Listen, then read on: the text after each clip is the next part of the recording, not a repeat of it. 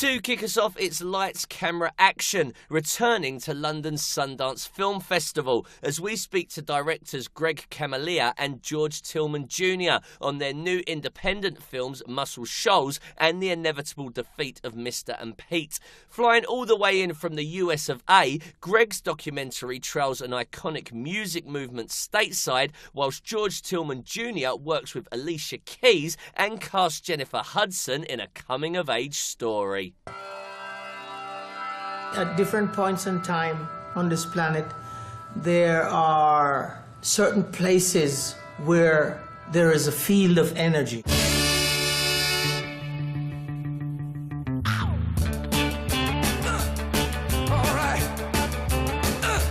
Those guys that sit there in that studio, they just find a groove. Muscle Shoals is a story of an incredible chapter of American music history, and it's also a story about these individuals who made it happen in a very rural, small town in the middle of nowhere in Alabama. And it's also a story about that place, as well as the individuals who made it, as well as this incredible litany of iconic music. We stumbled on this town late at night one night, driving through the South, and we knew a little of the music that came there. I was with my childhood best friends who then ended up producing the film with me. But when we got to the town and experienced the town and then started to research all the things that we didn't know that originated from this little town, we were just blown away and could not believe the story had not been told. And we thought, we have to tell this story. I remember when Paul Simon called Stax Records, talked to Al Bell, and said, "Hey man, I want those same black players that played on I'll Take You There." He said, "That can happen, but these guys are mighty pale."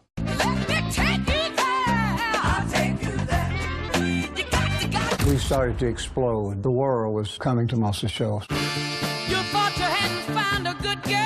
You know, everyone, I think, wanted to see this story get told, you know, because these guys and their story they're completely unknown, and they've, you know, lived in obscurity. So I think people were excited that they were going to get their moment of recognition that's probably been long overdue. Mustang Sally. Being there does inspire you to do it slightly differently. It's like when they're coming out, you'll stop them. It was pretty funky, you know, that was the whole idea of it.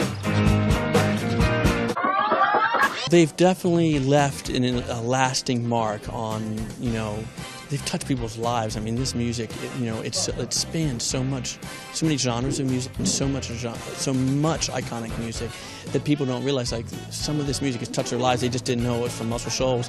Even for me, some of the music I love, I did not know was cut in Muscle Shoals when I first went there. So these guys have made an impact that will last forever. I learned obviously a lot. I learned a lot about filmmaking. I learned a lot about documentary filmmaking. And I learned a lot about Muscle Shoals, and I think I realized that the story of Muscle Shoals and the people who made it happen is so massive. I will still be learning probably things about Muscle Shoals till the day I pass. Brought us cereal and milk and everything. Take the card and go to the store. I told you, do at the store took it. You have to go get it. Circle the ones you could do. They probably don't care about background checks. This is what you think of me? This is a film about two kids, about Mr. 14-year-old Mr. Last day of school, comes home. It's a big issue. His mom disappears, and he left alone.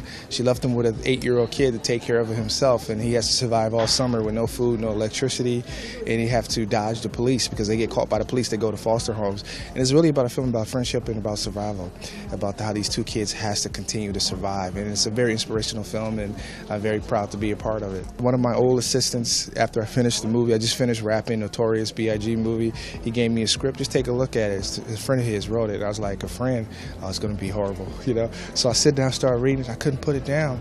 3/4 into the movie, I just started getting emotional, and right then and there, I knew that this is a story that a lot of people don't see, that Hollywood don't tell, a lot of people don't know about, and I feel like that's a perfect example for me as a filmmaker to tell a good story. Mister, what's your problem? My problem? I'm the one with the problem? You gonna stop talking to me like I'm your damn child. I'm your mother. You think I'm satisfied with this life? I'm not. just trying to get things in order. I just felt like it resonated, and you don't really tell many stories. You see many stories like this. And then I kept feeling once Alicia Keys got involved, Jennifer Hudson, Anthony Mackie, Adewale Abayi, like all these guys rallied around the material, and they made it feel very special. I knew for me as a filmmaker, this is a film that I have to stick with to get it done no matter what. Hopefully in the future, the movie will be in the theaters across the world. People get to see a story they never get a chance to see often. You know what I'm sick of? I'm sick of you. You in your smart-ass mouth. You keep on talking. I'm gonna kick your nappy head ass out for good. What's the difference? I'll be better off.